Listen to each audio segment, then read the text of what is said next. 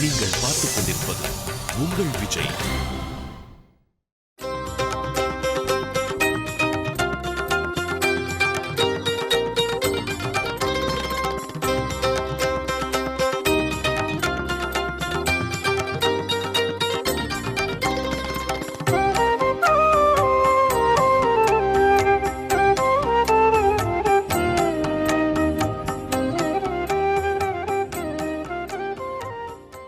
புருபுண்ணியர் சத்யவதி தம்பதிகளுக்கு அவர்கள் செய்த புண்ணியத்தின் பயனாக ஷாலிஹோத்திர மகரிஷி திரு குமாரராய் அவதரித்தார். அந்த ஷாலிஹோத்திர மகரிஷி தேவபாகர் என்னும் மகரிஷிக்கு தான் ஸ்ரீ வீரராகவனை பிரத்யக்ஷமாக சேவித்த அந்த சரித்திரத்தை கூறுகிறார்.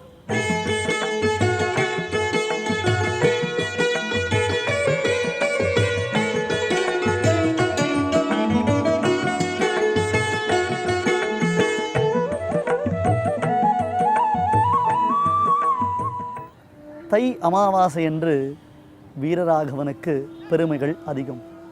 அதிலும் தை அமாவாசை என்று ஹிருத்தாபநாசினி என்னும் இந்த புஷ்கரணியில் நாம் ஸ்நானம் செய்தோமேயானால் நம்முடைய கோட்டி ஜன்மாக்கள் செய்த பாபங்கள் உடனே நசித்து விடுகின்றன. ஆம், சில தீர்த்தங்களுக்கு ஸ்பரிஷத்தினாலே புண்ணியம் உண்டு. இப்படி தொட்டு நாம் அதனை நம்முடைய சிரசில் புரோக்ஷித்துக் கொள்கிறோம். அந்த ஸ்பரிஷத்தினாலே நமக்கு அந்த தீர்த்தங்கள் பாவங்களை போக்கடிக்கின்றன.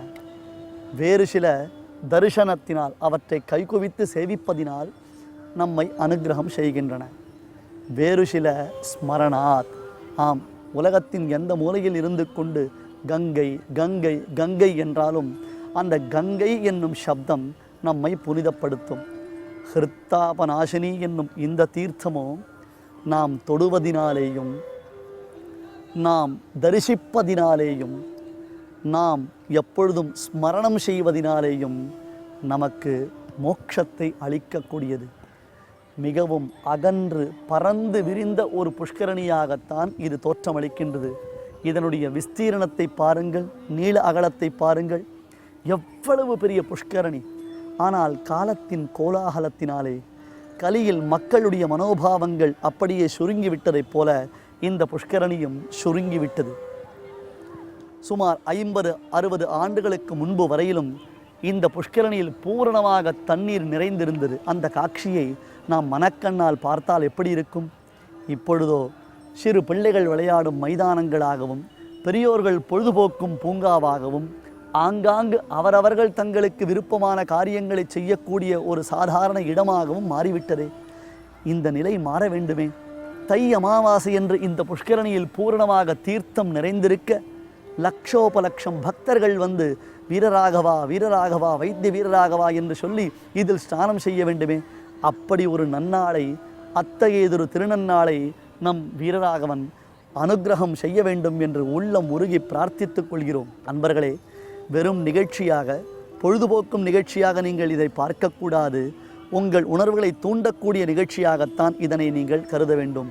இந்த புஷ்கரணி முழுவதும் சுமார் 2 அல்லது 3 ஏக்கராக்கள் நிறைந்திருக்கக்கூடிய திருக்குளம் முழுவதும் தண்ணீர் நிறைந்திருந்து முன்போலவே ஸ்ரீ வீரராகவனுக்கு உற்சவங்கள் நடைபெற வேண்டும்.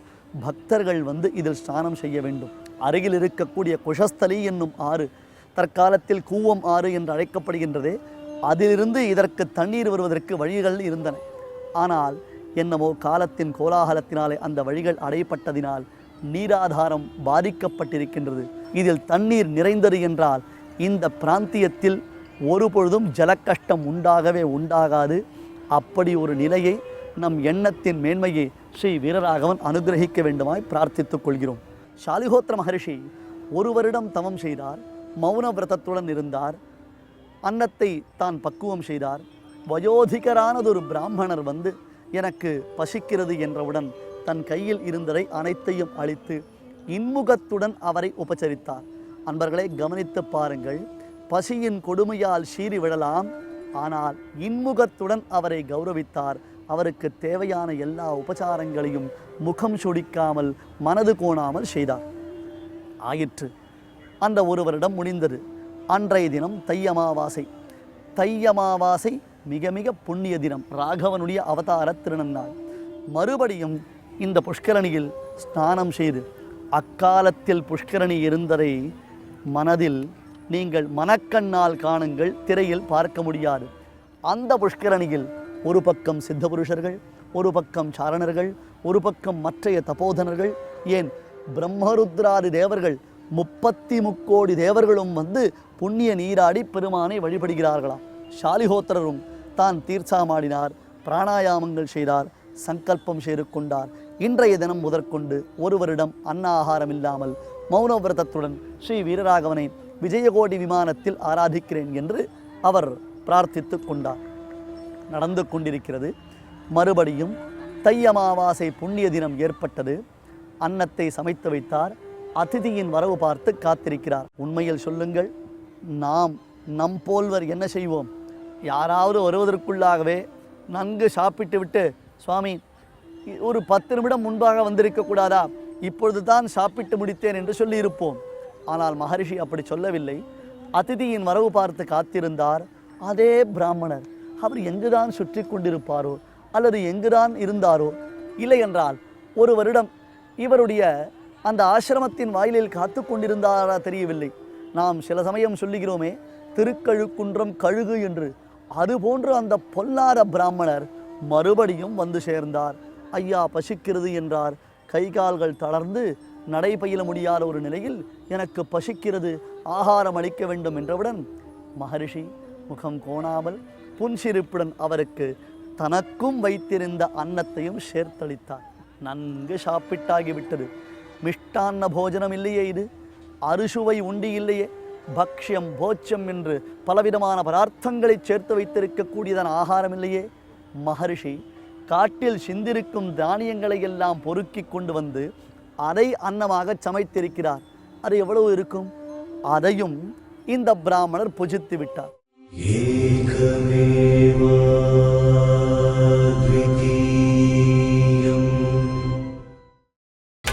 நீங்கள் பார்த்துக் கொண்டிருப்பது உங்கள் விஜய். மகரிஷி காட்டில் சிந்திருக்கும் தானியங்களை எல்லாம் பொறுக்கி கொண்டு வந்து அதை அன்னமாக சமைத்திருக்கிறார். அது எவ்வளவு இருக்கும்? அதையும் இந்த பிராமணர் புஜித்து விட்டார். அத்துடன் நின்றிருந்தாரா? அவ்வளவுதான் ஐயா, ஆகிவிட்டது. பசி தீர்ந்ததா? தன் வயிற்றை தடவிக்கொண்டு பரவாயில்லை என்றார். என்ன பொல்லாரத்தனம்! மற்றொருத்தருடைய ஆகாரத்தையும் தான் புசித்தவர் ஏதோ பரவாயில்லை என்கிறார். அதற்கும் ஷாலிஹோத்திர மகரிஷி சிரிப்புடன் இருந்தார். சரி சுவாமி, இனி என்ன வேண்டும்? தங்கள் விருப்பம் வேறு என்ன? எந்த விருப்பமாக இருந்தாலும் நிறைவேற்ற காத்து கொண்டிருக்கிறேன். ஐயா, நான் மிக களைப்பாக இருக்கிறேன். உண்ட களைப்பு தொண்டருக்கும் உண்டு, இதன்றோ மூதுரை? நான் மிகவும் களைத்திருக்கிறேன். என் கை கால்கள் சோர்ந்து விட்டன. எனவே நான் சற்றே படுத்துறங்க வேண்டும். நான் இளைப்பாறுவதற்கு ஏதாவது இடம் உண்டா? நான் படுத்துறங்குவதற்கு இங்கே இடம் உண்டா என்று கேட்டார். ஆசிரமம் மிகச் சிறியது. இந்த கரையில் யோசித்து பாருங்கள். இந்த புஷ்கரணியின் கரையில் தற்காலத்தில் காங்கிரீட் கட்டடங்கள் முளைத்து விட்டன. ஆனால் புராண காலத்தில் ஒரு சிறிய இடம், 4 பக்கமும் ஓலை வேய்ந்த தட்டிகள், அதற்கு மேற்கூரை என்னும் பெயரில் மற்றொரு ஓலை கீத்து, அவ்வளவுதானே ஆசிரமம். தவம் செய்யும் முனிவருக்கு வேறு என்ன தேவை? வேறு என்ன விருப்பங்கள் அவருக்கு இருக்க முடியும்? ஒரு சின்ன இடம்தானே.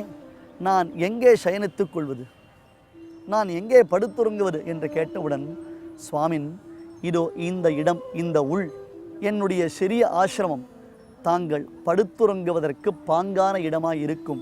ஆகையால் தேவரீர் இதற்குள்ளே சிரம பரிகாரம் செய்து கொள்ளலாம். வினயத்துடன் ஷாலிஹோத்திர மகரிஷி கூறுகிறார், தாங்கள் இதற்குள்ளே சிரம பரிகாரம் செய்து கொள்ளலாம். சம்ஸ்கிருதத்தில் அவர்கள் இருவரும் பேசிக்கொண்டார்கள். மகரிஷிகள், அதுவும் காலமும் புராண காலம். அந்த காலத்தில் உலகத்தின் ஒரே மொழியாக சம்ஸ்கிருதம் இருந்தது. நைஷதம் என்று சம்ஸ்கிருதத்தில் ஒரு காவியம், அதாவது நாம் தமிழில் நலச்சரித்திரம் என்கிறோம் அல்லவா, அதுபோன்று தான் சம்ஸ்கிருத இலக்கியத்தில், வடமொழி இலக்கியத்தில் ஐம்பெரும் காப்பியத்தில் நளச்சரித்திரம் நைஷதம் என்று பெயர் பெற்றிருந்தது. அதில் ஸ்ரீஹர்ஷன் என்னும் மகாகவி வர்ணிக்கிறார். தமயந்தியின் சுயம்பரம் நடைபெறுகிறது. அந்த சுயம்பர சமயத்தில் நானா தேசத்தைச் சேர்ந்த அங்கம், வங்கம், கலிங்கம், கேரளம், பாண்டியம், ஆந்திரம், கர்நாடகம் என்று பல தேசத்தைச் சேர்ந்த அரசர்கள் வருகிறார்கள். அவரவர்களுக்கு என்று ஒரு தாய்மொழி இருக்கும். தமிழகத்தைச் சேர்ந்த மன்னர் தமிழில் தான் பேசுவார். மலையாள தேசத்தைச் சேர்ந்த மன்னர் மலையாளத்தில் தான் பேசுவார். வங்கதேசத்தைச் சேர்ந்த மன்னர் வங்காள பாஷையில் தான் பேசுவார். மன்னர்கள் ஒருத்தருக்கு ஒருத்தர் சந்தித்துக் கொள்கிறார்கள். எந்த மொழியில் பேசுவது? ஒருத்தர் பேசும் மொழி மற்றொருத்தருக்கு புரியாதே என்றால் அந்யோன்ய பாஷா நவபோத பீதே சம்ஸ்கிருத்ரிமாபிர் வியவஹார வஸ்து என்று வர்ணிக்கிறார். ஆம், அப்பொழுது அந்த காலங்களில், புராண காலங்களில் உலகத்தின் பொது மொழியாக விளங்கிய சம்ஸ்கிருதத்திலேயே அனைத்து மன்னர்களும் பேசிக்கொண்டார்கள் என்று வர்ணிக்கிறார். அதுபோன்று தான் இந்த வயதான பிராமணரும் ஷாலிஹோத்திர மகரிஷியும் வடமொழியில் பேசிக்கொண்டார்கள். அவர் என்ன கேட்டார்? இவர் என்ன பதில் சொன்னார்? நான் படுத்துறங்குவதற்கு எந்த இடம்? சம்ஸ்கிருதத்தில் கிருஹம் என்றால் இல்லம் என்பது பெயர். எது நான் படுத்துக்கொள்வதற்கு இடம்? எது எனக்கு இல்லம்? அதை எப்படி கேட்க வேண்டும்? கிம் கிருஹம், கிம் கிருஹம், இப்படித்தான் கேட்க வேண்டுமாம். எவ் உள், எவ் உள். தமிழில் உள் என்றால் அறை என்பது பொருள் அல்லவா? எந்த அறை, எந்த உள் நான் படுத்துறங்குவதற்கு அமைந்திருக்கிறது? கிம் கிருஹம், கிம் கிருஹம் என்று கேட்டார். அதற்கு ஷாலிஹோத்திர மகரிஷி இதம் கிருஹம், இதம் கிருஹம், இது தங்களுக்கு படுக்கை அறை, இது தாங்கள் தங்குவதற்கு நல்லதொரு இடம் என்று காண்பித்தார். அந்த வயதானவர் கிம் கிருஹம் என்று கேட்டார் அல்லவா? அதுதான் கடைசியில் இந்த ஊரின் பெயராக நிலைத்தது. அது வரையிலும் வீக்ஷாரண்யம் என்று புகழப்பட்ட இந்த க்ஷேத்திரம் வயதான பிராமணர் ஷாலிஹோத்திர மகரிஷியினிடத்தில் கிம் கிருஹம் என்று கேட்டதினாலே கிங்கிருஹபுரி, கிங்கிருஹபுரி என்று விளங்கலாயிற்று. அதையே நாம் தமிழில் எவ்வுள், எவ்வுள், அதுவும் பெருமான் நித்திய சாநித்தியம் பெற்ற க்ஷேத்திரமன்றோ? பகவான் இங்கே வாசம் செய்கிறானே, அந்த பகவானுடைய வாசத்தை குறிப்பதற்காக திரு என்னும் அடைமொழியை சேர்த்துக் கொள்கிறோம். எவ்வுள், திரு எவ்வுள் தற்காலத்தில் மருவி மருவி திருவள்ளூர் என்று மாறிவிட்டது. இப்பொழுது புரிகிறதா? வீக்ஷாரண்யம், புண்ணியாவர்த்தம், கிங்கிருகம் என்றது வடமொழியில், தமிழில் எவ்வுள், திரு எவ்வுள் தற்பொழுது திருவள்ளூர் என்று மாறிவிட்டது. உள்ளே அவர் படுத்துக்கொள்ள ஷாலிஹோத்திரர் அந்த மகரிஷிக்கு கை கால்களை அமுக்கிவிட்டு உபச்சாரம் செய்கிறார். பெரியோர்களை அப்படித்தானே உபச்சரிக்க வேண்டும். அந்த பெரியோர்களை நாம் முகம் கோணாமல், மனது கோணாமல் நன்கு கௌரவிக்க வேண்டாமா? நன்கு அவருடைய கை கால்களை பிடித்து முடிகிறார். ஆயாசமாக தூங்குகிறார். சற்று நேரம் கழித்து திடீரென்று ஒரே சலசலப்பு, ஒரே கும்பல், ஒரே கூட்டம். என்ன என்றால் பிரம்மருத்ராதி தேவர்கள் அனைவரும் வந்து விட்டார்களாம். மகரிஷியினுடையது சிறிய குடிசை. அந்த குடிசைக்குள்ளே இவ்வளவு பெரிய கூட்டமா? பெருங்கூட்டம் வந்து விட்டதே, என்ன அற்புதம்! எதற்காக இந்த பரபரப்பு, ஏன் இந்த அவசரம் என்றால், மகரிஷே நீங்கள் அறியாரதா, உள்ளே உறங்கும் பெரியவரை சென்று சேவித்தீரா?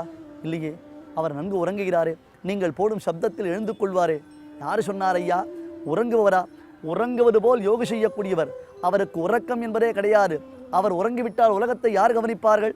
இன்னுமா புரியவில்லை வந்தது யார் என்று உள்ளே சென்று அந்த கிங்கிருகம் என்னும் அறைக்குள்ளே சென்று யார் படுத்திருக்கிறார் பார் என்று பிரம்மா சொன்னவுடன் ஓடிச் சென்று மகரிஷி பார்க்கிறார். கோட்டி சூரிய சமப்பிரபனாக ஜாச்சல்யமான திருமேனியுடன் அற்புதமான திருவாபரணங்களை தன்னுடைய திருமேனியில் சமர்ப்பித்துக் கொண்டவனாய், பலபலவே ஆபரணம் பேரும் பலபலவே என்னும் அந்த பாசுரத்தின் பொருளாய் விளங்கக்கூடியவனாக, தன்னடியாருக்கு எளியனாக பகவான் ஸ்ரீ வாசுதேவன், பராத்பரன், சர்வேஸ்வரன், வைகுண்டபதி, துவாரகாதீசன், ரகுநாயகன், ராமச்சந்திரமூர்த்தி, ராமன், ராவணனாலே இவன் வீரராகவன் என்று போற்றப்பட்டதான பெருமாள் எவ்வுள் பெருமலை விஜயகோட்டி விமானத்தின் நடுவில் இருபுறமும் பிராட்டியார் திகழ அற்புதமாக ஆதிசேஷன் மீது அனந்தசேனனாக அங்கே சயன திருக்கோலத்தில் சேவை சாதித்தான். மகரிஷி ஆனந்தபரிதரானார். விழுந்தார், எழுந்தார், வணங்கினார், விழுந்தார், எழுந்தார், வணங்கினார். அவர் கண்ணிலிருந்து பெருகக்கூடிய அந்த ஆனந்த கண்ணீரை துடைப்பதற்கு கூட மகரிஷிக்கு விளம்பம் சகிக்க முடியவில்லையாம். பிரம்மருத்ராதிகள் ஹாஹாகாரம் செய்கிறார்கள். எங்கும் ஜெய ஜெய ஜெய ஜெய ஜெய ஜெய ஜெய என்பதாக ஜெயகோஷம் விண்ணதிர அங்கே முழங்கியது. எல்லோரும் வீரராகவனும் துதி பாடினார்கள்.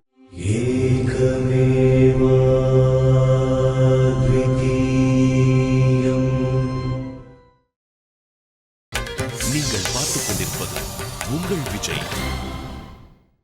எல்லோரும் வீரராகவனும் துதி பாடினார்கள், அவன் தன் புகழ் பாடினார்கள். ஷாலிஹோத்திர மகர்ஷே, நீர் செய்த தவத்தின் பயனாகத்தான் இங்கே வீக்ஷாரண்ய க்ஷேத்திரத்தில் அற்புதமான விஜயகோட்டை விமானத்தின் நடுவில் அற்புதமானதொரு புஷ்கரணியாம் ஹிருத்தாபநாசினி, நம்முடைய ஹிருதயத்தில் இருக்கும் எந்தவிதமான தாபங்களையும் பாபங்களையும் ஒழிக்கக்கூடிய இந்த புண்ணிய புஷ்கரணியின் கரையில் நான் சேவை சாதித்திருக்கிறேன். உன் விருப்பம் என்ன என்று கேட்க, மகர்ஷி, பிரபோ, சர்வேஸ்வரா, வாசுதேவா, பராத்பரா, சனகசனந்தாரி யோகிகளுக்கும் அரிய நிலமில்லாத வைபவங்களை உடையவனே, வேதங்கள் தேடிக்காணாத மறைபொருளை உடையவனே, அயத்திர சங்கல்பித சர்வலோகைஹி என்று உன்னுடைய சங்கல்ப விசேஷத்தினாலே ஜகத்தினுடைய சிருஷ்டி ஸ்திதி முதலானவற்றையெல்லாம் அனாயாசமாக செய்து முடிக்கக்கூடிய வல்லமை பெற்றவனே, இந்த எளியவனை பரீட்சை செய்வதற்காக நீ வந்தனையோ? வருடந்தோறும் தை அமாவாசை என்று அடியேன் சமர்ப்பித்த சாதாரண ஒரு ஆகாரத்தை புஜித்து அடியேனுக்காக ஒரு வருடம் நீ காத்திருந்தியோ? தேவதேவா, எத்தனை கோடான கோடி வருடங்கள் தவம் செய்தாலும் காண முடியாத பரம்பொருளான நீ ஒவ்வொரு வருடமும் என்னை அனுகிரகம் செய்வதற்கு வந்தனையோ? எவ்வுள் பெருமலையே, என் அப்பனே, என் அடியாருக்கு இனியனே, பிரபோ என்று விழுந்து விழுந்து சேவித்தார்.